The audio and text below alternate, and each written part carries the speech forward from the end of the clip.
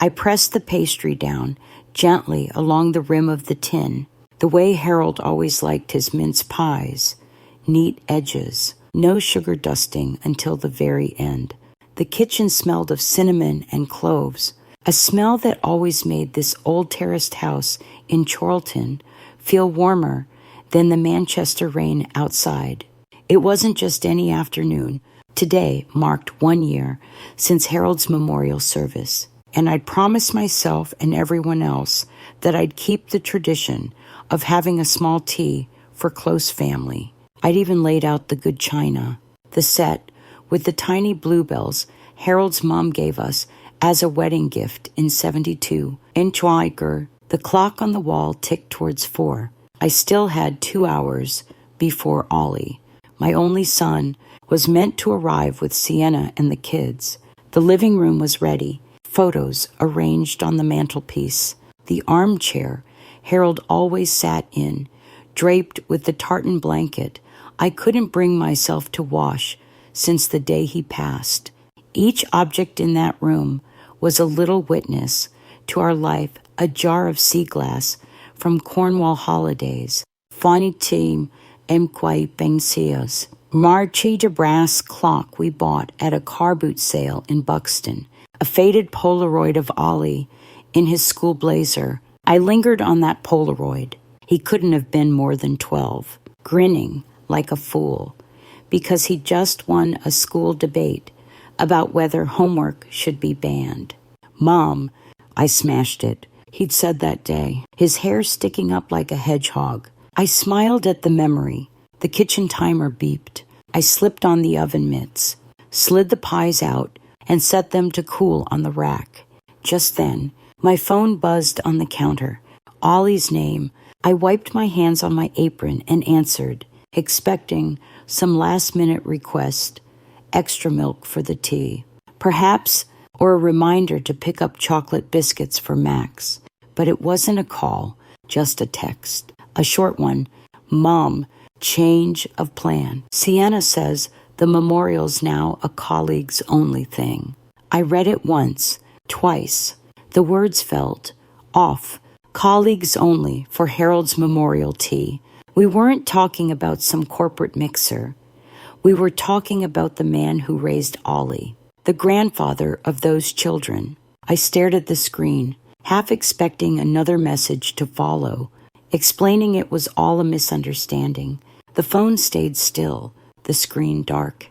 I put the phone down and took a breath, glancing at the row of pies. My hands felt clumsy as I reached for the icing sugar. I tried to laugh it off. Maybe it was some odd joke of Sienna's, but the sound died before it reached my throat. The rain outside grew heavier, tapping against the kitchen window in a relentless rhythm. Across the street, Mrs. Kemp was walking her Scotty, head down against the wind. I suddenly felt the same way, pushed along by forces I hadn't chosen. No space to lift my head. It's daft, isn't it? A text message can change the entire weight of a day. One moment I was the hostess, the keeper of family tradition. The next, I was excluded. Not for a reason I could understand. Just a vague, it'll be awkward. I thought about calling Ollie straight away, but something held me back. Maybe it was the memory of last Christmas, when Sienna forgot to pass along my invitation to the school play, or the way she once corrected me in front of her clients on how to pronounce quinoa, as though I'd embarrassed her. I picked up the mince pie I'd made with the extra bit of filling and took a bite. Sweet, spicy, perfect. Harold would have said, "You've outdone yourself." Mags. I walked into the living room, sat down in the armchair, and looked around. The photos, the blanket, the little brass clock, they'd all be here, whether Ollie turned up or not. Harold's smile in the wedding photo wasn't going anywhere. Still, at Thorkesagengurste, Ikadulkinthori Bargpro. Unbristaught began to itch at the back of my mind. This wasn't just about today's tea. Something about that message its bluntness. The assumption I'd simply nod along made me wonder if there was more beneath the surface. The mantel clock chimed 4:30.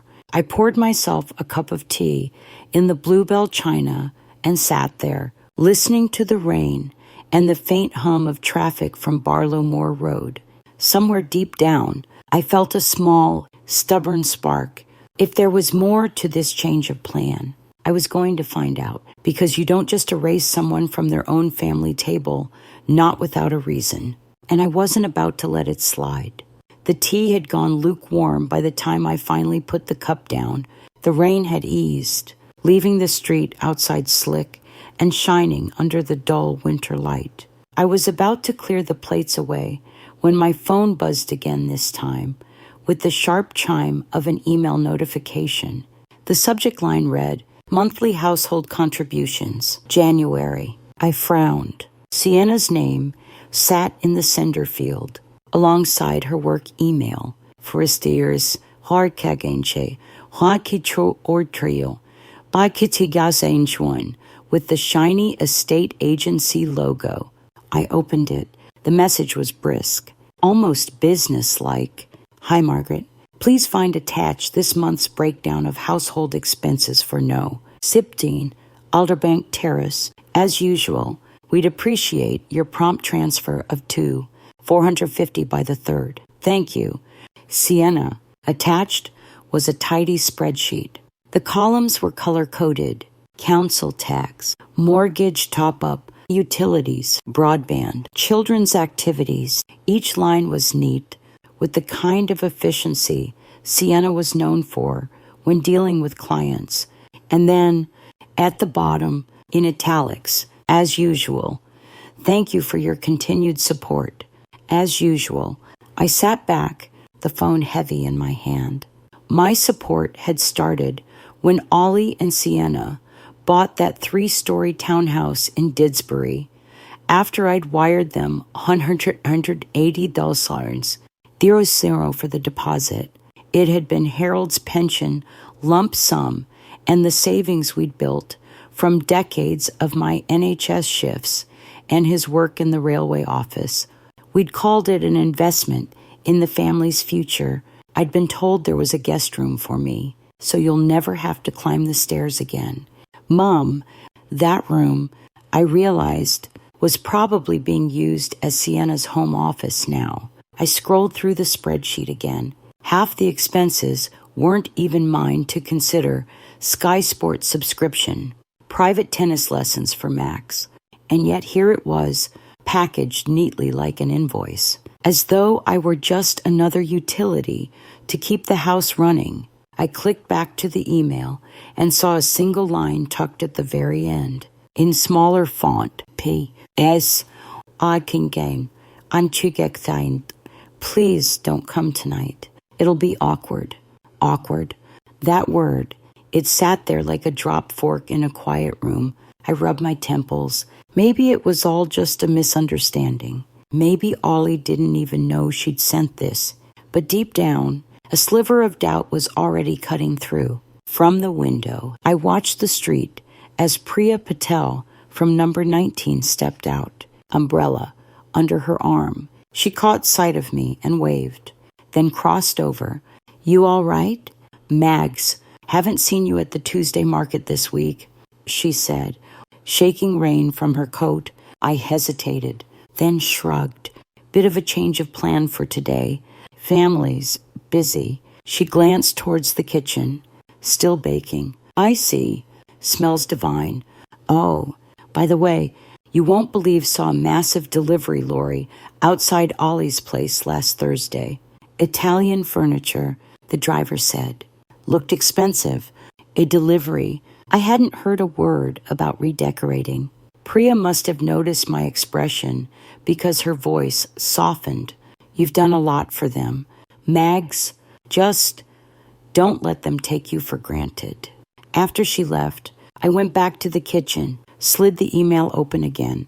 "Antra crazy, inkri entrizan, bancho anstri," and stared at the number, $2, $450. The precision of it, The quiet assumption, I thought of Harold, the way he'd grumble over the smallest bank error, insisting on principle. He'd never have let a figure like that pass without a conversation. My phone lit up again, a notification from my banking app. Direct debit to Clark Family Holdings Ltd. Processed successfully. I froze. Clark was Sienna's maiden name.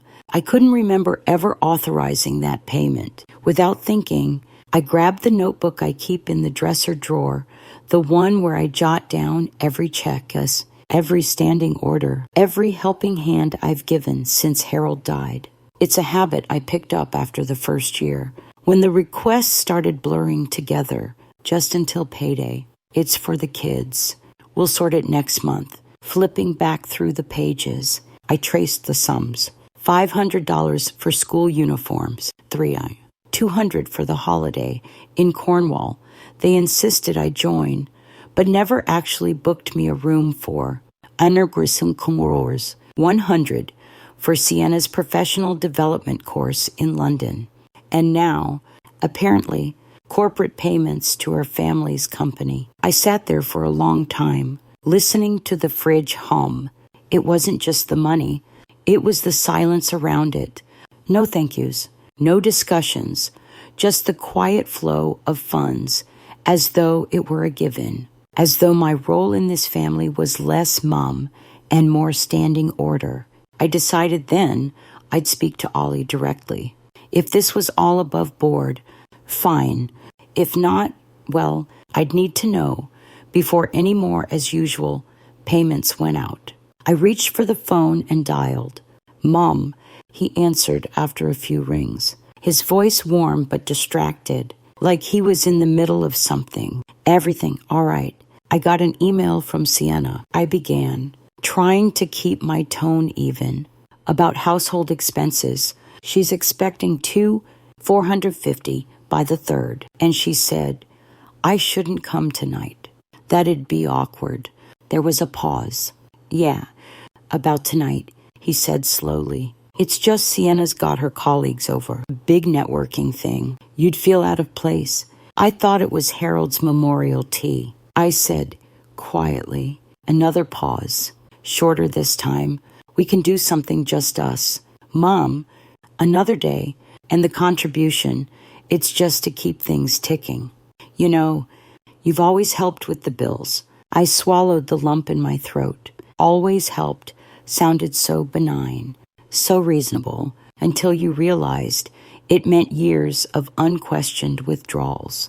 I'll think about it," I said, and ended the call before my voice could crack. In the silence that followed, the house seemed to shrink around me. Even the ticking clock felt louder. I looked again at the spreadsheet, at the neat little sums that assumed my compliance, and for the first time in a long time, I didn't feel inclined to just sign and send. Somewhere between the pies cooling on the rack and that email, something had shifted. A line had been crossed quietly, politely, with a pastel-colored spreadsheet, but crossed all the same. I picked up my pen, opened the notebook to a fresh page, and wrote the date at the top, underlined it twice. Then, in neat capital letters, I wrote, "Check every direct debit." The rain had stopped. Outside, the wet pavement gleamed, reflecting the street lamps flickering on. It felt like a small omen. Things clearer now, even if only for a moment. I didn't know exactly what I'd find, but I had a feeling this was just the first loose thread, and I was ready, for once, to start pulling. I didn't sleep much that night.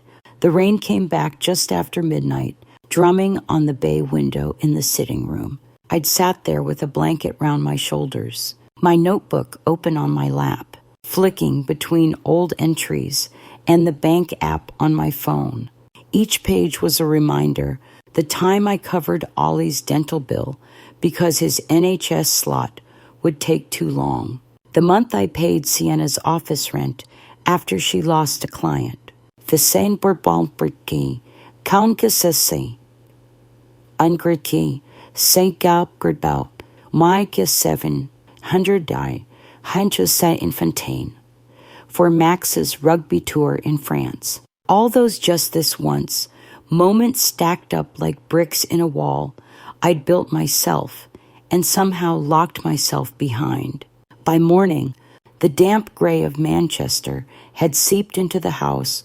I made tea strong enough to stand a spoon in, sat at the kitchen table, and stared at the contact list on my phone. My thumb hovered over Ollie's name. I told myself it would just be a quick call, a civil chat. I say request for clarity. I wasn't looking for a row. I just needed to understand. He picked up after the second ring. Mom, morning, everything all right. His voice was lighter than last night, but I could hear that background buzz, like when you've got people in the room with you. Morning, love, I said, forcing a smile into my tone. Are you somewhere you can talk? There was a pause, then a muffled voice in the background. Sienna, yeah, sure, just in the kitchen. I heard a door click. What's up? I took a breath. I was going over that spreadsheet from Sienna. 450, and I noticed there's a payment to Clark Family Holdings in the direct debits. What exactly is that for? Another pause, longer this time. Oh, that's, just a holding account. Makes it easier to manage the bills. A holding account with your in-law's surname on it. I asked, keeping my voice even. Mom, you're reading too much into it, he said, his tone slipping into that patient but irritated register he used to use as a teenager. It's all household stuff. We've always done it this way. Have we? I let the question hang. From his end came the sound of a kettle being switched on stalling. Look, I don't want you worrying about this. You've been brilliant helping out, but this is just admin. Admin, I said softly. Ollie, I gave you 180,000 for that house because you said it would be our family's home. I was told there'd be a room for me. Last night you told me I'd be out of place at Harold's Memorial Teos, and now I'm seeing money flowing to accounts I've never heard of. I'm not sure that's just admin. On the other end, he sighed. It's complicated. Mom, Sienna's been under loads of stress. Her office is going for some industry award, and she wanted last night to be perfect. I didn't think you'd mind skipping one evening. I closed my eyes. You didn't think I'd mind missing my husband's memorial. Silence. Then, we can do something. Just us. Later this week, I could feel my jaw tightening. That's not the point. Before he could reply, a muffled voice called from his side Sienna again. Is that your mum? Tell her I'll email her later. The line rustled as if he'd covered the mouthpiece. When his voice came back, it was lower, almost pleading. Mom, please don't start anything right now. We'll talk properly. Just transfer the usual so nothing bounces. All right. I stared at the patch of damp spreading on the kitchen ceiling. A tiny, slow leak. Quiet, but relentless. I'll think about it, I said finally, and ended the call before he could push further. For the rest of the morning, I tried to busy myself. I tidied the living room, polished the brass clock, even dusted the picture frames. But every so often, my eyes would drift to the phone on the side table, half expecting it to light up again. By lunchtime, Priya popped her head round the garden gate. Got a spare 5 minutes. I'm making cheese toasties. Her little kitchen smelled of grilled cheddar and pickle. We sat at her table, tea in mugs that didn't match, and I told her about the call. Not every detail, but enough for her to cluck her tongue. Sounds to me like they're counting on you not asking questions, she said, slicing the toasties diagonally.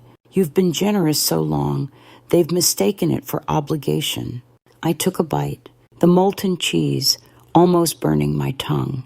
I just don't want a war, Priya shrugged, sometimes drawing a line, Feels like war to people who've benefited from the chaos. That afternoon, Poppy rang. Gran, Dad says you're under the weather. You okay? I'm fine. Love, why would he say that?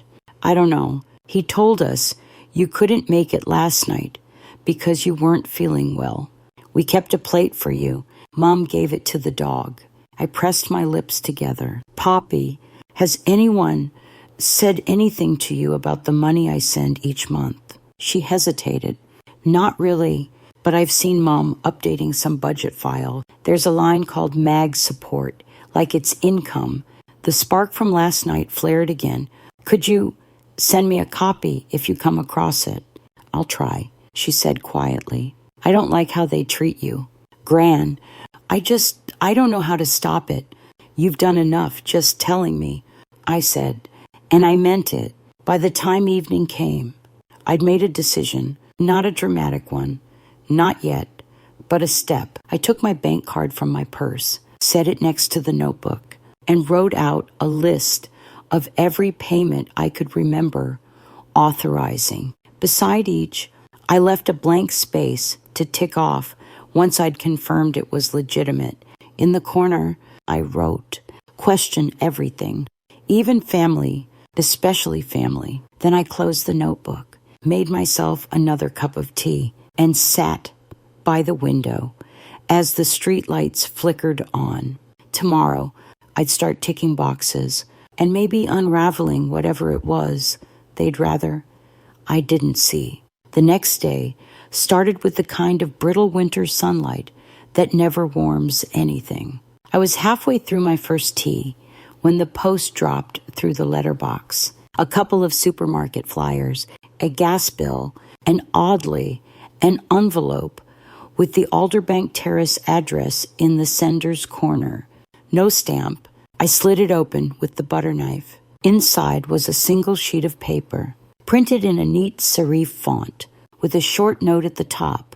Margaret, please be aware that the security codes for the front gate and main door have been changed as of this morning.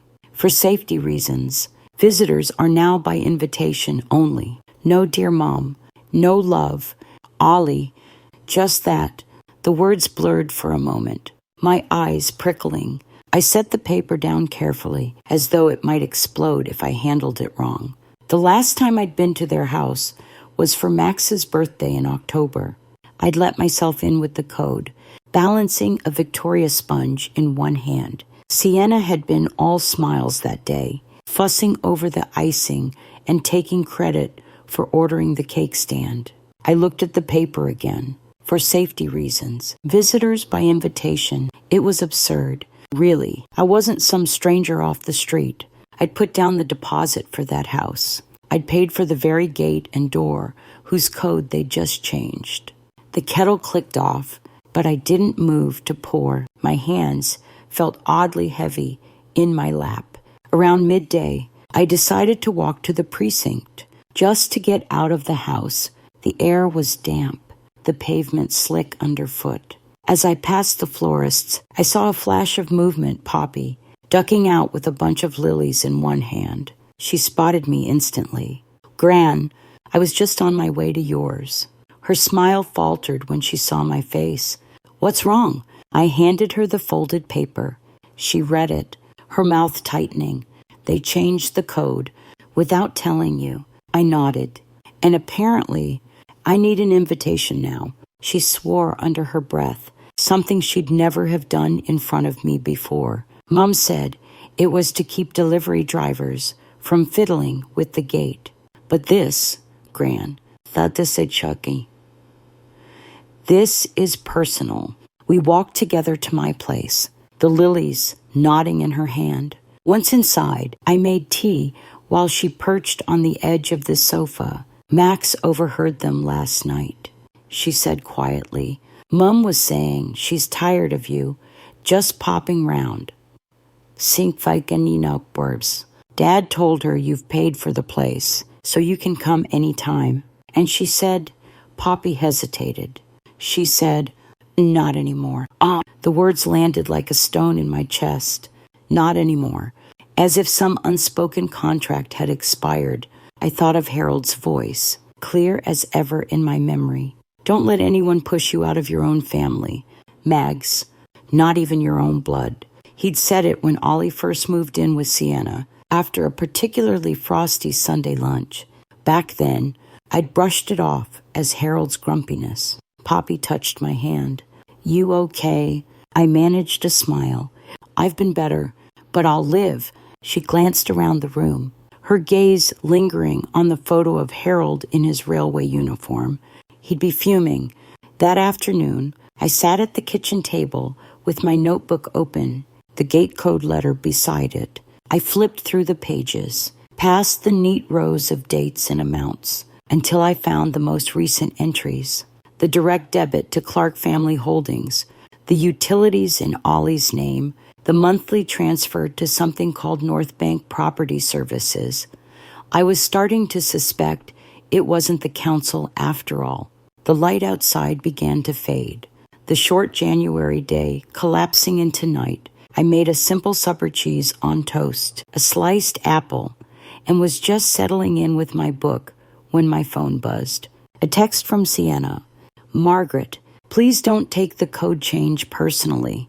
We're just streamlining access for safety. Hope you understand. No apology. No acknowledgement of what that gate meant to me. Just corporate phrasing, like I was a tenant getting a building maintenance update. I stared at the screen until it went dark. Then I picked up my pen and wrote in the margin of the notebook. If I'm locked out, I'll lock my wallet. I don't know why, but the act of writing it down calmed me. It was a line in the sand, even if it was just in ink for now. Later, when the house was quiet and the street outside had gone still, I found myself standing in the hallway, looking at Harold's photo again. The light from the street lamp caught the frame, casting a thin glow over his face. You'd have changed the locks yourself, I murmured. I went to bed that night with a strange mix of hurt and resolve in my chest. The hurt was sharp, fresh, like a paper cut you keep touching by accident. But beneath it, the resolve was steady, waiting, because if they were willing to shut me out of a house I'd paid for, I had to start thinking about what else they thought they had the right to take. And I had a feeling the list was longer than I wanted to believe. The following morning, the street was still wet from the night's drizzle, the tarmac shining under the pale Manchester sky. I'd just finished buttering toast when I heard a soft knock at the back door. It was Priya, holding a foil-covered dish that was warm even through the wrapping. Chicken curry, she said with a small smile. Made far too much last night. Thought you could use a bit of spice to start the day. I set the dish down on the counter and poured us both tea. She sat opposite me, scanning my face. You've got that look, she said finally, like you've been chewing over something all night. I told her about the gate code being changed, about the letter and the text from Sienna. She shook her head slowly. That's not safety. Mags, that's control, and it's meant to make you feel small. Her voice was calm, but there was a heat under it. Do you remember when my brother-in-law tried to make my mum sign over her flat? She said nothing for months because she thought it would keep the peace. Reiskishu, spor ense. All it did was give him more room to maneuver. I stirred my tea, the spoon tapping against the china. I'm not sure what to do without making things worse. Worse for who? She asked. Because it sounds to me like they've already decided your place in their world. And it's smaller than it should be. We were still talking when my phone buzzed. It was a message from Poppy. Gran, can I call you? I rang her back straight away. Her voice was low, as if she didn't want to be overheard. Dad's just left for work. Mum's in the shower. Listen, I checked that budget file I told you about. It's on the family computer in the kitchen, but Max showed me how to get into it from my laptop. It's not good. She paused, and I could hear her clicking through something. There's a whole column for mag support. It's listed right under guaranteed income. It's grand. Like it's just part of their regular earnings. They've even forecasted it for the next year. I felt my stomach drop. Forecasted. Yeah, with dates and amounts. 2 $450 every month goes towards mortgage, utilities, then a chunk labeled lifestyle. Eingesickt bei Entschristo. That's things like holidays, furniture, Mum's clothes budget. It's all there. I thanked her. Franchik, thanked Reese. My voice came out thinner than I wanted. Priya, still at the table, mouthed, "What is it?" I covered the receiver and told her in a whisper. Poppy's voice came back, softer. Gran, I think Dad doesn't even look at the file. Mum's the one updating it. And yesterday I overheard her on the phone to her mum, saying she's planning a trip to Tenerife in March, paid in full already. She said, "We'll keep it quiet from Mags until after we're back." Oh, the image of Harold's careful handwriting in his old ledger flashed in my mind, every penny accounted for, every loan to family written down, even if it was never repaid. He would have called this what it was. "Thank you, love," I said. "That's more than I expected you to do. You be careful." "All right." We hung up, as so, and I sat there for a moment, feeling both sick and oddly certain. The curry smell had filled the kitchen now, warm and rich, but I barely noticed. Priya reached across the table and squeezed my hand. "You've got eyes and ears inside." "Mags, that's more than most people in your position." I managed a faint smile.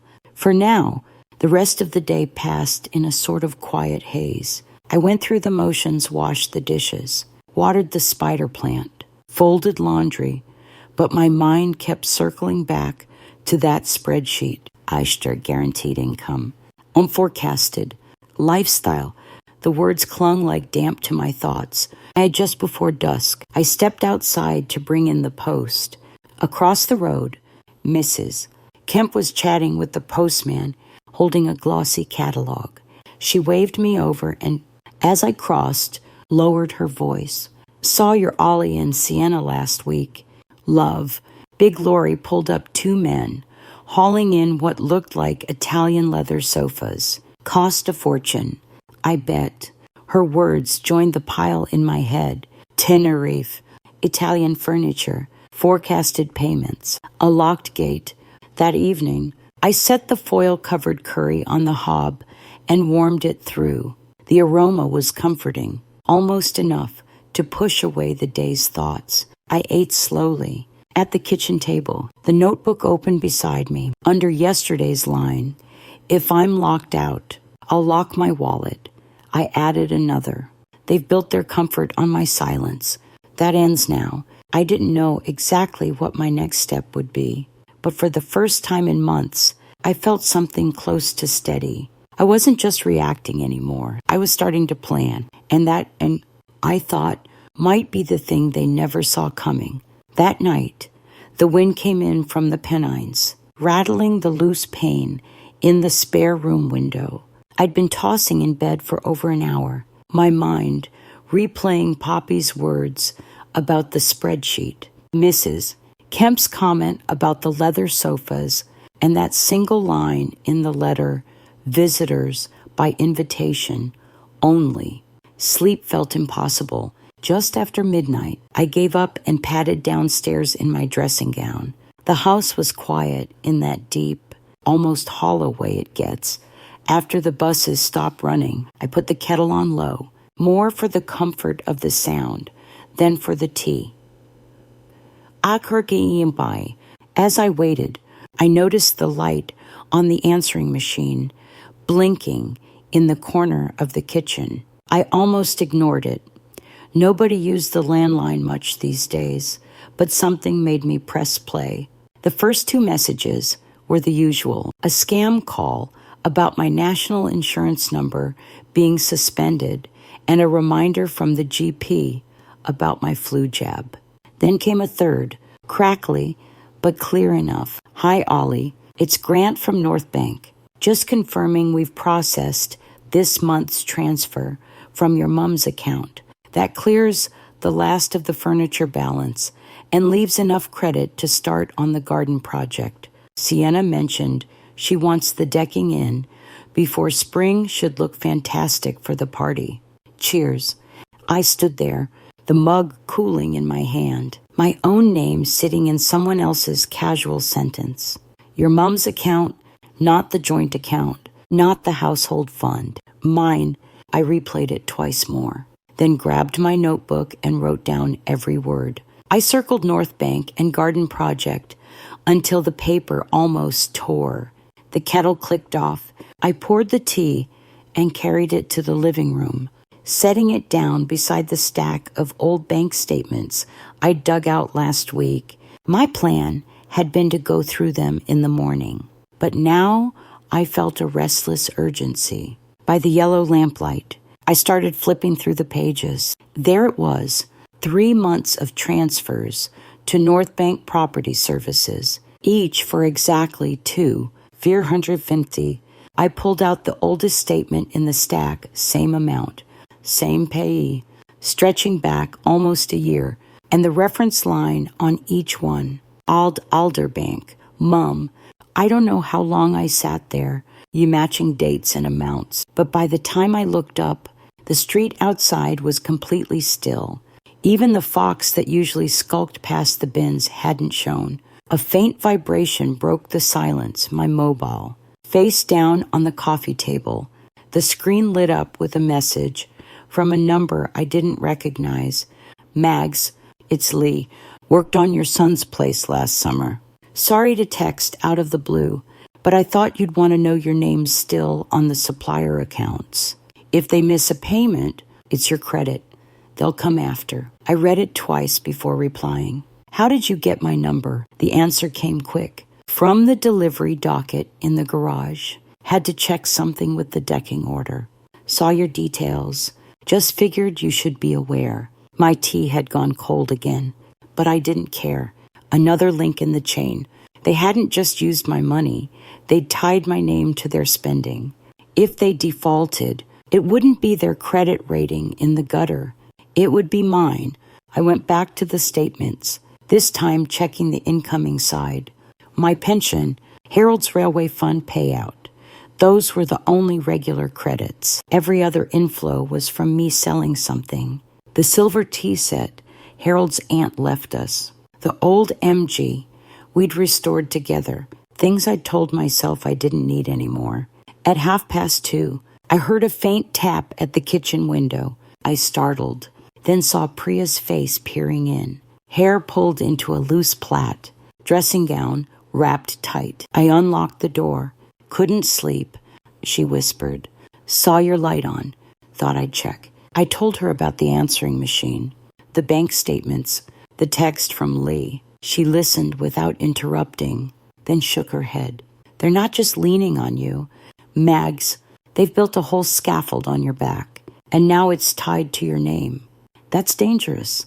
We sat at the kitchen table, the lamplight pooling between us, the wind rattling the pane again. She suggested I ring the bank, first thing, get every standing order and direct debit listed, see exactly what was going out, and why. Before she left, she squeezed my shoulder. Whatever you find, remember, you're not mad, and you're not imagining it. This is real. When the door clicked shut behind her, I stood for a moment in the quiet. The house felt different now, not smaller, but sharper, like I could see all the edges I'd been ignoring. I put the bank statements back in order, tucked the notebook under my arm, and climbed the stairs. In the bedroom, the wind had eased, but that loose pane still shivered slightly in its frame. I lay down, the phrase from Lee's text running circles in my head. Your name's still on the supplier accounts. Somewhere between waking and sleep, I made a quiet promise to Harold's photo on the bedside table. This wouldn't go on much longer.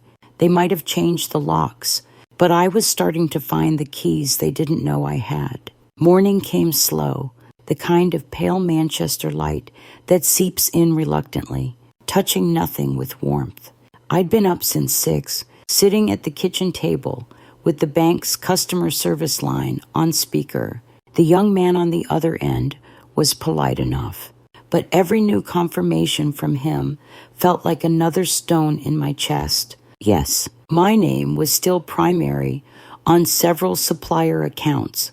Yes, I was the sole guarantor for a line of credit attached to North Bank Property Services.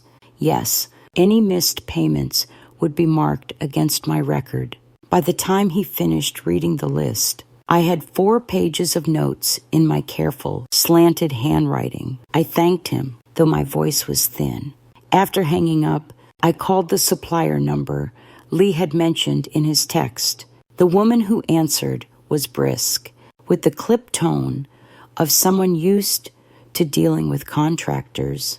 When I explained I was trying to confirm account details, her voice softened. "Oh, right, you're Margaret. We've been dealing mostly with Sienna Clark on this, but the account was opened in your name. Love. She's authorized to make all the purchase orders." I asked her to check the authorization date. There was a pause, then the sound of keys tapping. Let's see, 4th of March last year. Says here, the request was emailed from your address. That stopped me. That's not possible. I never, she interrupted gently. We get that sometimes. If someone has access to your email, they can send it on your behalf. All I can say is, everything's been running through Ms. Clark since then. I hung up, staring at the kettle, but not seeing it. The pattern was starting to take shape in my mind. Threads pulling tight. This wasn't Ollie improvising or letting things slip. This was organized. Neat. The spreadsheets, the forecasts, the code change, the supplier account Sienna's fingerprints were on all of it. It was like she'd been quietly moving pieces for months, maybe years, until the whole structure was under her control. And she'd done it so cleanly that even Ollie might not see the full picture. Or maybe he did and chose not to look. I thought back to little moments that seemed harmless at the time. Her offering to help with my online banking after Harold died, saying she'd set up the direct debits to save me the bother. Her insistence on handling the estate agent when we sold the old place in Stockport. The way she laughed off my request for paper statements, calling them a waste of trees. By mid-morning, the decision had settled in my mind. If I wanted proof, I'd have to get it from the source. That meant going to Alderbank Terrace. Invitation or not, I rang Priya, told her what I'd learned. Anastakir and Kosekin. And she offered to come along. Strength in numbers, she said. We set off after lunch, the January air damp enough to cling to our coats. When we reached the gate, Visa Kekibarkai, Force. Inu Sinagi Sechig, Salborkinu, keypad gleamed like a little monument to exclusion. I pressed the buzzer. Sienna's voice came through, smooth but clipped. Yes, it's Margaret. I'm here to see Ollie. A pause. Ollie's at work. You should have called first. I didn't come to see him. I said, I need a word with you. Another pause. Longer. Then the gate clicked open. She met us at the door. Hair glossy. Nails perfect. Not a strand out of place. The living room behind her was all soft grays and pale wood. The new leather sofa dominating the space. I recognized it from Mrs. Kemp's description. I haven't got long, she said, ushering us in. I didn't waste time. Why is my name on supplier accounts for this house? Why are payments going through something called North Bank Property Services with me as guarantor? And why is there a budget file in your kitchen that lists my monthly transfers as guaranteed income? Chaturyan. Her eyes flickered just a fraction, but enough, then she smiled. the kind of smile that doesn't reach the eyes. Margaret, you've been helping us for years. This is just a more efficient way of managing it. Efficient for who? I asked, because it's not efficient for me when my credit is on the line for your furniture and decking. Her voice cooled. If you'd rather stop contributing, that's your choice. But Ollie and I have built our lives around certain expectations. Expectations. The word felt sour in my mouth. You mean entitlement? You've been planning this, haven't you? Quietly moving everything into your control, even the house I helped buy. She straightened, crossing her arms. You wanted us to have a good home. I made that happen. You're just struggling to accept that the way we run things now is different from your day. Priya stepped forward then, her voice steady. Different is one thing. Signing someone else's name to accounts without consent is fraud. The smile dropped. Careful, Sienna said. Throwing words like that around can cause trouble. I met her gaze. Trouble's already here. The only question is how much. We left not long after, the air between us, like glass clear, but ready to shatter. As we walked back towards the bus stop, Priya glanced at me. You've got enough to act now. Mags, don't wait. I nodded.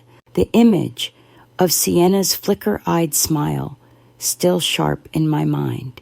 If there was a villain in this story, she'd just stepped out from behind the curtain. And now that I'd seen her clearly, there'd be no going back. The bus ride home was a blur of damp glass and low voices, Priya murmuring now and then, but mostly letting me sit with the echo of Sienna's words. Expectations. The way we run things now. She'd said them like she was talking about a business plan, not a family. By the time we reached our street, I'd made up my mind. This wasn't just about one conversation or one spreadsheet. It was about every thread she'd tied into my life without asking, and I intended to pull on all of them. That evening, I pulled the dining table away from the wall and spread everything out: bank statements, utility bills, old letters, even the crumpled receipts I'd shoved in drawers. The more I looked, the more the pattern emerged. There were payments to companies I'd never heard of, all with professional-sounding names, but no clear services. North Bank Property Services was one. Another was Albemarle Consultancy Ltd., which, after a bit of searching online, turned out to be registered to Sienna's cousin in Kent. Every month, hundreds of pounds had gone there, with vague references like advisory or planning. Priya came over after dinner with her laptop. We sat side by side, the lamplight pooling over the table as she typed in company names, directors, registered addresses. Over and over, Sienna's family appeared: her brother, her mother, even an aunt. It was a neat circle, money flowing from my accounts to theirs, dressed up as legitimate transactions. Around 9, my phone buzzed. It was Poppy again, speaking quickly and quietly. Gran, Mom's in the bath. I've sent you an email. It's got the budget file attached, the one I told you about. I had to copy it to a USB and email it from school so it wouldn't get flagged here. Look at the tabs at the bottom. There's one called Projected Assets. I opened it on Priya's laptop. The spreadsheet was meticulous. Every row labeled, every figure rounded to the nearest pound. The Projected Assets tab made my skin prickle. It listed the Alderbank house, valued at nearly $900, Nuritiuzels, with a note, full ownership transfer within 3 years. Beneath that, 2 lines. Margaret's savings account to be absorbed into household fund and sale of Margaret's current property, reinvested for lifestyle and upgrades. I read it twice before looking at Priya. They've written it down. They've actually planned for it. She nodded grimly. And that's not just cheek. Mags, that's premeditation. They're already counting your money as theirs. We kept digging. In another tab, Lagerkriegen, and labeled Debt Management. I found a list of supplier accounts, each with my name at the top. Most were marked up to date, but a few had late payment notes, small, for now, but enough to leave a mark on a credit report. My credit report, by 10, the table was littered with notes, in my handwriting, dates circled, arrows connecting names, underlined figures. I could feel the picture solidifying. Sienna had woven a web where I was the central support, financially and legally, without ever putting it in plain words. She'd positioned herself so that even if I pulled out, it would cause maximum disruption, not just to her, but to Ollie and the kids. That was her leverage. Priya poured us each a whiskey, the bottle Harold used to save for Christmas. If you ever doubted she was at the center of this, you can stop now, she said. This isn't Ollie being careless. This is her building a system that runs on you. I thought of the gate code, the soap riggers, Kenyargi, Kimom, the decking, the way she'd looked at me across her immaculate living room, not a flicker of guilt in her eyes. And I thought of Harold's voice in my head. Don't let anyone push you out of your own family. At 10:30, another email arrived. This one was from an unfamiliar address, but the subject made my breath catch. Regarding your accounts, I clicked it open. Dear Margaret, we've noticed several large regular payments from your account to entities associated with the Clark family. While these are not illegal per se, some of the activity appears unusual for your profile. As your bank's fraud prevention team, we recommend reviewing these with urgency. Please contact us at your earliest convenience. There it was, confirmation from outside my circle, from someone with no reason to soften the truth. Even the bank could see it. I closed the laptop and sat back, the weight of it all pressing in. This wasn't just about my pride, or even about the money already gone. This was about the future they'd already mapped out for me, a future where my home, my savings, my independence all dissolved quietly into their household fund. Priya touched my arm. You've got the evidence now. The only thing left is deciding when to use it. I looked at the table, at the lines and circles in my neat ink, at the piles of statements, and the glowing screen with Poppy's stolen file. The truth wasn't hiding anymore. It was laid out in front of me, layered and undeniable, and for the first time in months, maybe years, I felt the balance shift, not all the way, not yet, but enough to know that Sienna wasn't untouchable. She'd built her web carefully, but now I'd found the threads, and I was ready to start pulling. The next morning, the rain had lifted, leaving the pavement slick and gleaming in the weak sunlight. I'd barely slept, but my mind was sharp, almost too sharp, as though the fog of the last months had burned away. Priya arrived just after 9 with a bag of croissants and that determined look she gets when she's about to fix something broken. We set the pastries on the dining table, still littered with papers from last night, and she poured us tea. All right, she said, time to stop reacting and start moving. You've got evidence. You've got a motive. Now you need a strategy. I nodded, taking out the notebook. First step, cut the money, not gradually, cleanly, but I need to do it in a way that doesn't let them turn it into a sob story and make me the villain to Ollie or the kids. Priya leaned back, thinking, you can frame it as an audit. Say, you've spotted irregularities, and you're pausing all transfers until they're clarified. That way you're not accusing anyone outright, but you still shut the tap off. I wrote it down. Second, secure my accounts, new passwords, remove all third-party access. Get the bank to freeze those supplier accounts until I can prove they weren't authorized by me. That's a call you should make today. Priya said, Do it on speaker so I can take notes. I tapped my pen against the page. Third, legal advice. I can't just march in waving accusations. Sienna would love that. I need someone who can tell me exactly where I stand and what she's done that crosses a legal line. Priya smiled. I know a solicitor friend of my cousin. She's discreet and hates bullies. I'll ring her after this. We spent the rest of the morning going through each piece of evidence, marking what was concrete emails, bank statements, Poppy's file, and what was circumstantial. Priya suggested building a timeline, starting from the first suspicious payment and running to the present, so any outsider could see the progression. As we worked, I could feel something shifting inside me. This wasn't just damage control anymore. It was reclaiming territory. Around noon, Poppy called. Her voice was hushed but urgent. Gran, Mom's in a mood. She found out the bank flagged something. Dad told me she was pacing the kitchen, saying, "You won't dare make a fuss.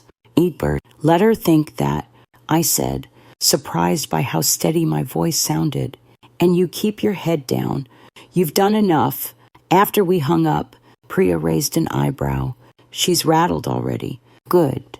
By mid-afternoon, I'd called the bank, changed every password, and placed holds on all accounts that listed me as a guarantor. The woman at Fraud Prevention confirmed they'd need Sienna's written authorization to access anything from now on. I could almost hear the door slamming shut in her face. The solicitor Priya recommended. Claire agreed to meet me the next morning. On the phone, she sounded brisk, confident. Bring everything, and I mean everything, emails, letters, statements, even your own notes. We'll decide what's actionable. As the day wound down, Priya and I sat with our second pot of tea, looking at the table now, neatly organized into piles. The mess of last night had turned into something coherent, a map of sorts, each pile a landmark on the path to taking my life back. Last step, Priya said, is deciding how public you want this to be. You could keep it contained just between you, the solicitor, and the bank, or you could make it clear to the family that you're not a mark anymore. I thought about that, about Sienna's cool smile, Ollie's distracted voice on the phone, the children's faces caught in the middle. I'll decide after I talk to Claire, but one thing's certain. I'm not going to be the quiet one in the corner anymore. Before Priya left, she paused at the door. You know, Mags, this isn't just about money. It's about reminding them you're not to be managed. You're to be respected. After she'd gone, I stood in the hallway, looking at the photograph of Harold in his railway uniform. For the first time in months, I didn't just hear his voice. I felt like I was answering it. I'm not letting them push me out. Harold, not now. Not ever. I packed the files into a neat folder, ready for the meeting tomorrow, and poured myself a small whiskey. Outside, the streetlights flickered on, casting long reflections on the wet road. The plan was in motion now. The first move was mine. And I intended to make it count. The next morning, Manchester was wrapped in that pale, watery sunlight that never quite convinces you it's daytime. I left early for my meeting with Claire, the folder of evidence tucked under my arm. A pen clipped neatly to the front. Her office was in a narrow brick building just off Deansgate, the kind of place you could walk past without noticing if you weren't looking for it. Claire was brisk, mid-40s, hair pulled back in a no-nonsense knot. She ushered me into a tidy room with bookshelves crammed full of law volumes and 2 neat stacks of case files on her desk. "Let's get straight to it," she said, pushing a mug of coffee towards me. I laid everything out. Bank statements, supplier invoices, Poppy's spreadsheet, the printed email from the bank's fraud prevention team. She read in silence, tapping the end of her pen against the desk now and then. When she finally looked up, her expression was sharper than I expected. "Margaret, This isn't just sloppy handling of your finances. Some of these authorizations could be classed as fraudulent if you never signed for them, particularly where your name is used as guarantor without consent. And this projected assets tab, she tapped the spreadsheet, is clear evidence of intent. They've documented plans for your property and savings as though they were already theirs. So what can I do? I asked. 2 things immediately, Claire said. First, we notify the bank formally, in writing, that any transactions to these entities must be blocked unless directly authorized by you in person. Second, we send a letter to the Clark household, recorded delivery, stating that all financial support is suspended pending review. Keep the language calm and professional. No accusations, but no room for misinterpretation either. I nodded slowly. And after that, that's when you decide how much noise you're willing to make. If they push back, we can escalate civil action for unauthorized use of your accounts, or even criminal complaint if the evidence is strong enough. But you'll want to start small, test their reaction, see what they're willing to admit or conceal. By the time I left her office, the shape of my first move was clear. I wasn't going in with sirens blaring. I was going to knock quietly on the door and see who panicked first. That afternoon, I sat at the dining table and drafted the letter with Claire's guidance still fresh in my mind. Dear Oliver and Sienna, following a recent review of my personal accounts, I have identified a number of transactions that require clarification. In order to ensure complete transparency and accuracy, I am temporarily suspending all regular financial transfers to you with immediate effect. Please be assured this is a standard precaution while I reconcile my records. I will be in touch when the review is complete. Kind regards, Margaret. It was polite, almost bland, but it had weight in every word. I printed 2 copies, signed them in my neat looping hand, and slipped one into an envelope addressed to Alderbank Terrace. The next step was delivering it. I could have posted it, but there was a certain satisfaction in knowing it would arrive in their hands without the buffer of a postman. Just after 4, I walked the half-mile to their street, the January air biting at my cheeks. The gate was shut, keypad gleaming in the dull light. I pressed the buzzer. Sienna's voice came through, cool as ever. Yes, it's Margaret. I have a letter for you and Ollie. A pause. Then the gate clicked open. She met me halfway down the drive, her coat immaculate, that same professional smile fixed in place. What's this? She asked, taking the envelope without opening it, just a formality. I said, you'll see. Her eyes narrowed only a flicker, but I caught it. All right, we'll look forward to reading it. I left without another word, walking back down the street with the slow, steady steps of someone who had no reason to rush. At home, I set the kettle on and sat by the front window, watching the light fade from the street. I didn't have to wait long. At 6:17, my mobile lit up with Ollie's name. Mom, what's this letter about? His voice had that edge, half confused, half defensive. Exactly what it says. Ollie, as I'm reviewing my accounts until it's done, I'm pausing all transfers. But Mom, we've got bills, commitments. You can't just, I said quietly. And I have, if there's something that needs urgent discussion, you and Sienna can put it in writing. Claire, my solicitor, will make sure it's handled properly. There was a beat of silence on the line. You've got a solicitor involved. Yes, I said. It's always wise when dealing with financial complexities. Another pause. Longer this time. Then, right. Fine. We'll be in touch. He hung up before I could say more. I leaned back in the chair, the faintest tremor of adrenaline still running through me. The move had been small, just a letter, just a pause, but the ripples were already spreading.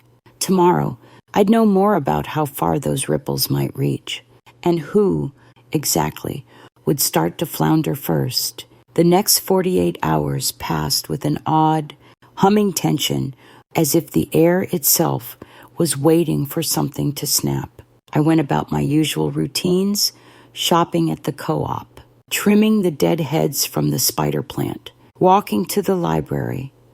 But my mind kept circling back to that moment on the drive when Sienna took the envelope without opening it. She would have read it by now, and she would understand exactly what it meant. It was Friday evening when the first real crack appeared. I just sat down with a plate of fish pie when my mobile lit up with Poppy's name. "Gran," she whispered. "You should have heard them. Mom's been on the phone all day, first to Dad at work, then to her mom, then to someone called Grant. She kept saying, she can't do this. It's her obligation. Then she said, we've got to move quickly before she changes the will." My fork froze halfway to my mouth. Did she say what she meant by move quickly? No, but she sounded scared. Not angry, not smug, actually scared. I told her to keep her head down and ring me only when it was safe. When we hung up, I sat for a long moment, staring at the pie without tasting it. Sienna was rattled. That was good. But fear makes people dangerous. The next morning, Priya popped in with a fresh loaf from the bakery, and that tight-lipped look that told me she'd heard something ran into Mrs. Camp, she said. Apparently, a removal van was at Alderbank yesterday. They were loading big boxes, looked like paperwork, maybe files, shifting things out of sight before anyone can look too closely. I murmured. By early afternoon, the second crack came. An email. Fistaiken Teistri. This time from Ollie. "Mom, this review is causing unnecessary stress. We've built our budget around your contributions and have commitments that can't just be put on hold. Please transfer at least the usual amount for this month so we can keep things running. We'll sort out any misunderstandings later." I read it twice, noting the phrasing commitments. Running. Later, no mention of the accounts in my name. No acknowledgement of the irregularities I'd flagged. Just an attempt to get the tap running again. Instead of replying, I forwarded the email to Claire with a short note. For the file, she called within the hour. "They're already showing their hand," she said. "The absence of any reference to the disputed accounts works in our favor. It shows they don't want that conversation in writing. Keep everything they send, and do not transfer a penny." That evening, just as I was settling in with a book, the doorbell rang. Through the frosted glass, I could make out Ollie's shape, shoulders hunched against the drizzle. I opened the door, but didn't invite him in. "Evening. Mom, kanitiru frinjerger. Can we talk?" "We're talking," I said. He shifted on the step. "You've blindsided us. Sienna's worried. We've got bills coming up, and the kids' school trip. Ollie, my name is on accounts I never authorized. I'm a guarantor for debts I didn't take out. And there's a spreadsheet in your kitchen planning for the sale of my home. Do you want to tell me that's all a misunderstanding?" His mouth opened, then closed again. "It's complicated. Sienna's just trying to manage things." "Manage," I repeated. "She's managed to put me at financial risk and treat my support as an obligation. Oni coaches, dergib. That's not management. That's exploitation." He ran a hand through his hair, looking younger than I'd seen him in years.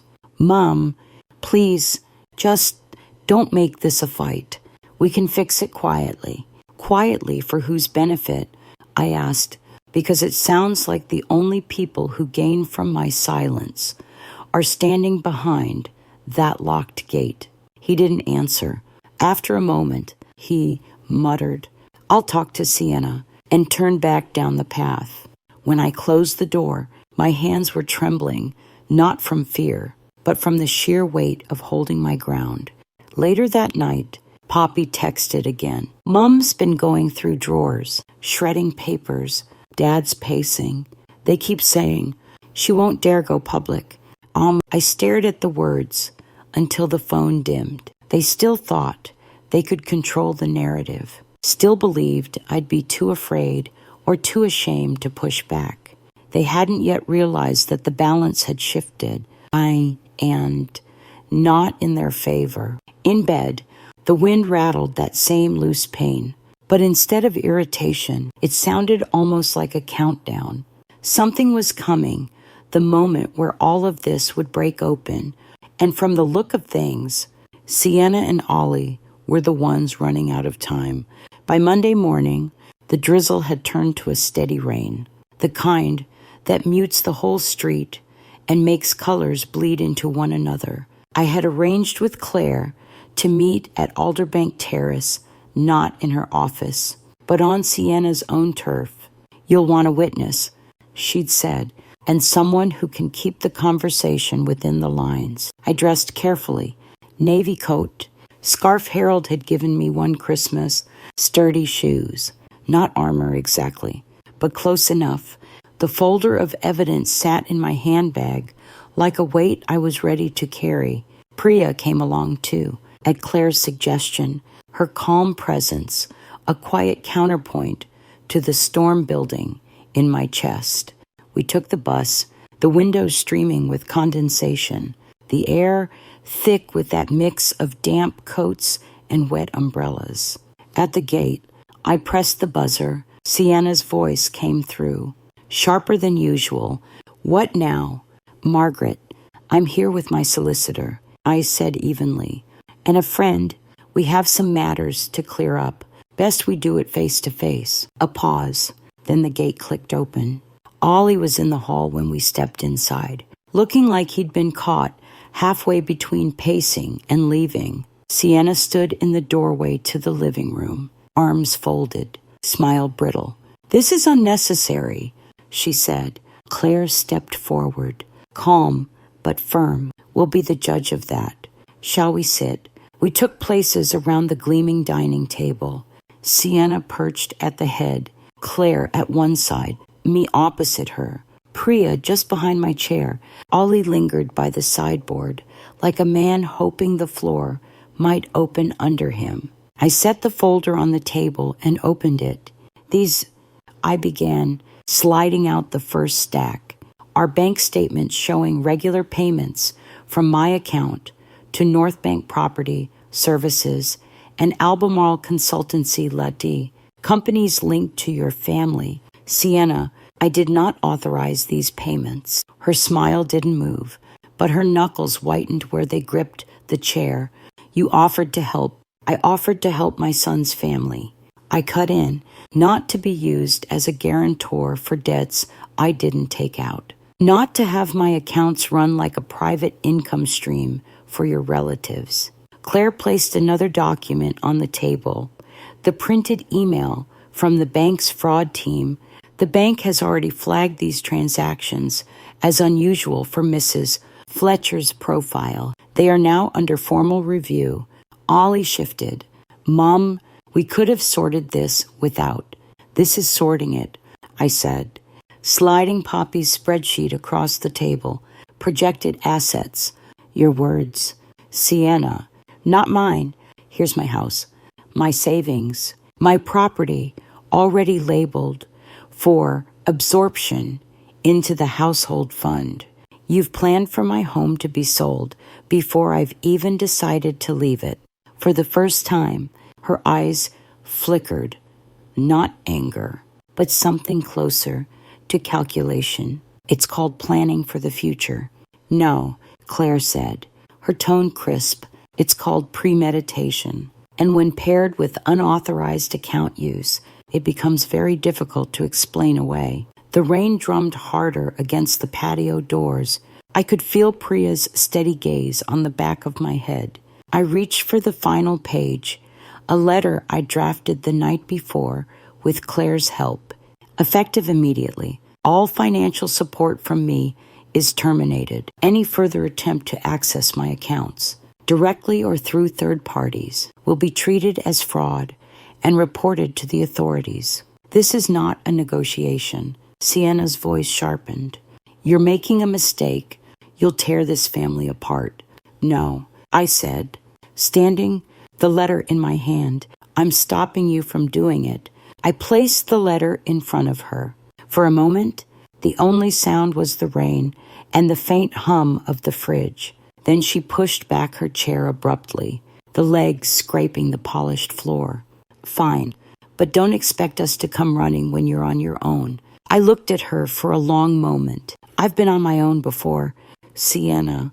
The difference is, this time I'm choosing it. Ollie's eyes darted between us, but he said nothing. Claire gathered the papers back into the folder, her movements precise. Final. Priya opened the door, letting in a gust of cold air that cut through the charged warmth of the room. We left without another word, the gate clanging shut behind us. The rain soaked through my scarf, but I felt lighter than I had in months. Behind us, Alderbank Terrace loomed gray and neat, its windows reflecting nothing back. For the first time in a long time, I felt like I was walking away on my own terms. It happened faster than I thought it would. 2 days after that meeting at Alderbank Terrace, I got the call from Claire while I was pottering in the kitchen, halfway through peeling carrots for a stew. They've blinked, she said, her voice edged with satisfaction. The bank's fraud team confirmed a pattern of irregular transactions and has frozen all linked accounts pending investigation. That includes North Bank Property Services and Albemarle Consultancy Ltd. Neither Sienna nor her family can access a penny from those sources until the review is complete. I leaned on the counter, carrots forgotten. So it's begun. It's more than begun. Margaret, one of the suppliers, has already contacted me about unpaid invoices. Your name is no longer attached, so the liability falls directly on them. I suspect you'll hear from Ollie or Sienna soon enough. She wasn't wrong.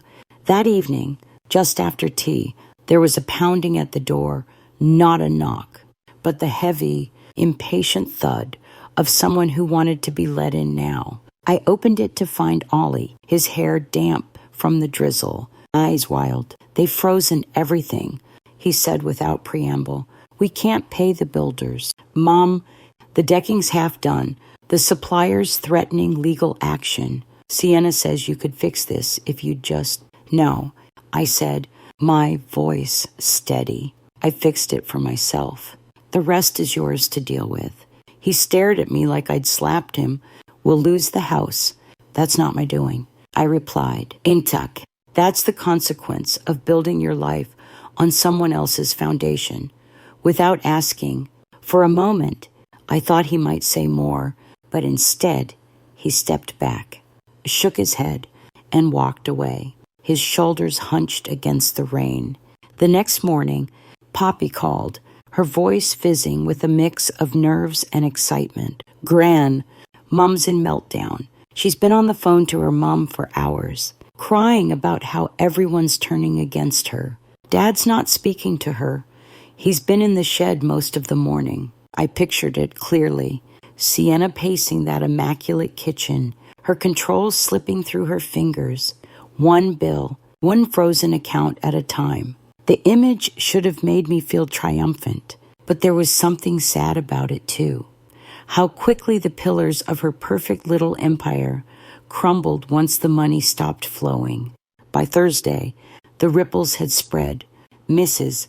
Kemp caught me outside the co-op and leaned in, lowering her voice. I heard from Gary at the builder's yard.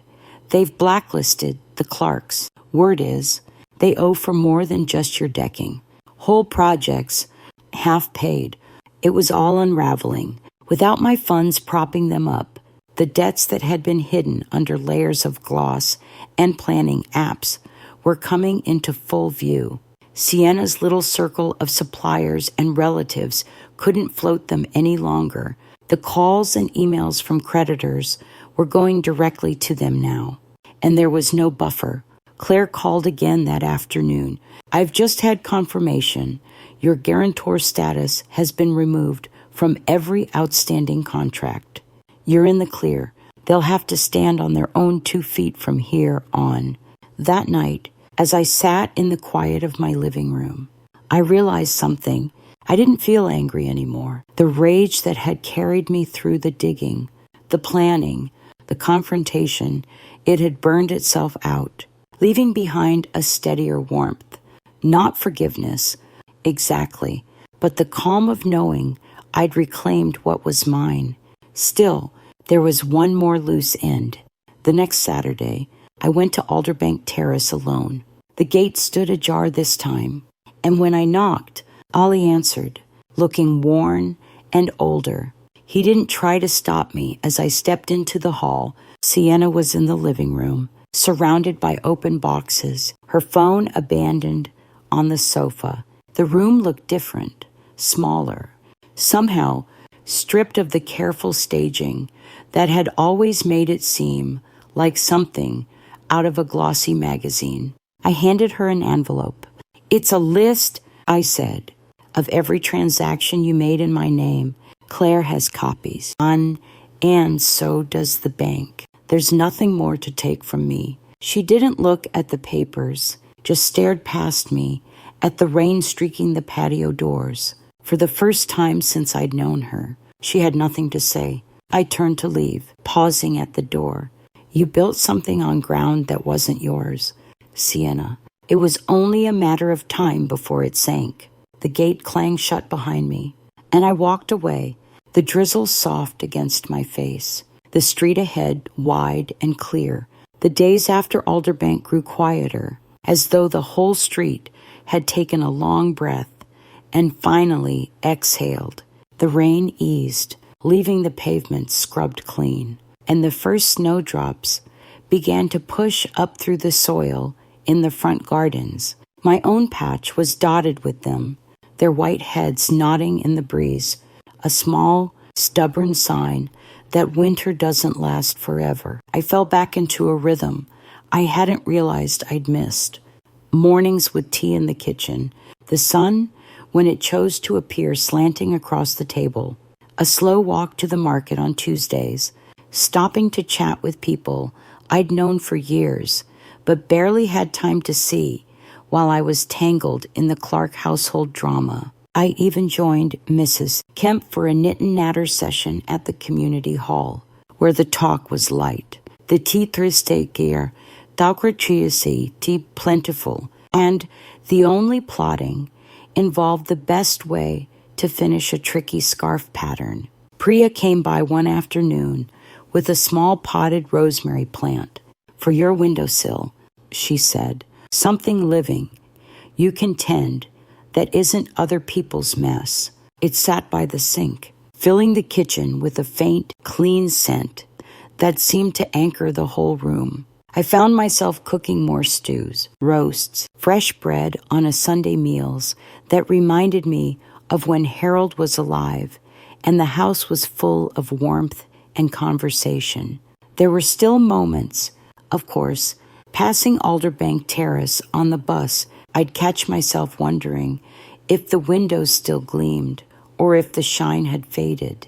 Now and then, Poppy would call to tell me about something at school, her voice lighter these days, less guarded. She didn't mention her parents much, aunties, and I didn't press her. She'd find her own way through. Claire closed the last of my case files by the end of the month. "You're in the clear legally and financially," she told me over the phone. "No further liability, no loose ends, and you've got the paperwork to prove it." I filed the documents in the cabinet in my bedroom, not because I thought I'd need them again, but because there was something deeply satisfying about seeing the neat folders labeled in my own handwriting. My life, in order, my name, my control. With the immediate storm behind me, I began looking forward. The house felt too quiet some evenings, so I signed up for a creative writing class at the library. The first session was awkward. I hadn't written anything since school, but the tutor encouraged us to write from the truth you carry. My first piece was about rosemary and how some plants grow back stronger after you cut them right down. One Saturday, Priya and I took the train to the coast. We walked along the promenade, the wind fierce but the sea bright and endless. I bought a paper cone of chips, the vinegar sharp in the air, and we sat on a bench watching the gulls dive. Feels different, doesn't it? She said. What does you lighter? I smiled. I suppose it's what happens when you stop letting other people steer your life. We stayed until the sun dipped, painting the water in streaks of orange and gold. The train ride back was quiet, each of us lost in our thoughts, the carriage swaying gently as the countryside rolled past. Back home that night, I lit a candle in the front window, a small ritual I'd picked up from Harold's mother. She used to say it was for luck, or for guidance, or maybe just to let the neighbors know you were home and safe. Standing there in the soft glow, I realized that was exactly what I felt. Safe, not untouched, not unscarred, but steady. Life hadn't gone back to the way it was before Sienna started tightening her grip. Maybe it never would, but it had settled into something solid and mine. And that, I thought, was enough. It was a mild Sunday morning when I realized, quite suddenly, that I'd reached the end of something. Not the end of life, though. At 71, you're aware of the clock in ways you never were. At 30, but the end of that chapter, the one where I'd been living under a quiet weight, letting someone else's urgency fill my days, letting fear of losing my place keep me silent. I was standing at the kitchen window, cup of tea warming my hands, looking out at the little row of snowdrops and the rosemary bush Priya had given me. The sun had caught on the condensation along the glass, breaking into tiny rainbows. It struck me then that peace isn't about things going back to how they were. It's about making something new with what you've got left. In the weeks since I'd walked away from Alderbank Terrace, I'd started saying yes to small things I would have brushed aside before. Lunch with neighbors I only waved to before. Volunteering at the library to read to the children's group. Even taking Poppy to the local market one Saturday, just the two of us, buying fudge from a stall and laughing when the bag split and half of it tumbled onto the cobblestones. She'd slipped her arm through mine that day, a little shy, but not the careful, guarded girl she'd been. You're different now. Gran, she'd said, like you're not scared anymore. I'd told her the truth, that I had been scared. Not of Sienna exactly, but of the idea that standing up for myself might mean losing the people I loved, and that I'd learned something important. Love that has to be bought or bargained for isn't worth the cost. The writing class at the library became more than a hobby. Each week, we shared stories, some funny, some sharp as glass, and I began to see my own life in those small arcs of conflict and resolution. One afternoon, the tutor asked if I'd ever thought of writing a memoir. I laughed it off at first. But later that night, I sat at the table with my pen and found myself sketching the first scene. Mai to mai ikechao hangekwai so free. Standing at a locked gate, Bokifo Sanchiseche, letter in hand, deciding to knock anyway. I've kept Claire's folder of documents. Desekti dainokar baseti treg. I suspect I'll never need them again. It sits on the bottom shelf of my cabinet, next to Harold's old railway watch, and the box of postcards we sent each other when he was away. Not trophies, not weapons, just reminders of what I've come through. If there's a lesson in all this, it's this. Boundaries are not walls to keep love out. They're fences to keep the wolves from wandering in. And sometimes, taon, for kikes, falkikikinchai, alkikikineser, talper ki est, you thought were family, turn out to be wolves in good shoes. Recognizing that doesn't make you bitter, it makes you clear-eyed. I still see Ollie now and then. Our conversations are careful, polite, as though we're learning each other all over again. He hasn't apologized. Not outright, but there's a hesitation in his voice when he talks about money, and a kind of quiet gratitude when I ask after the children. I can live with that. Relationships don't have to be perfect to be worth keeping. They just have to be honest enough to stand on their own. One evening, Priya and I walked down to the canal after supper, the air carrying that damp, green smell that comes before spring. Lights from the narrow boats rippled across the water. She asked me, if you could do it over, would you change anything? I thought for a long moment before answering. No, because every wrong turn showed me exactly where the road was. And in the end, it brought me back to myself. The candle still sits on my windowsill. At the one, Igi lit, the night I felt safe again. I light it now, not for luck or for guidance, but as a small beacon to myself, to anyone passing by, that you can lose so much and still come out standing. And maybe that's the heart of it. Survival isn't just breathing. It's refusing to hand over your life's pen and let someone else write your ending. So if you're listening, if you've ever felt the ground shift under you, if you've ever been told you owe more than you can give, know this. You are allowed to say no. You are allowed to step back, to reclaim what is yours. And to keep walking. The path might look different after, lonelier at first, but it will be yours. I finish my tea, blow out the candle, and open the window. Outside, the snowdrops nod in the breeze. The rosemary catches the sun, and the air smells faintly of spring. The chapter has closed, but the story, my story, has miles left to run. Margaret's story is not just a journey of breaking free from her daughter-in-law's financial manipulation and reclaiming control over her own assets. It is also a powerful reminder of the strength that comes from setting personal boundaries at any age, especially later in life. We still have the right to say no to injustice, even if it means facing distance or tension in our relationships. True love and respect cannot be bought with money or blind sacrifice. They are built on honesty, fairness, and gratitude. By setting boundaries, you are not pushing people away. You are protecting yourself and preserving the relationships truly worth keeping.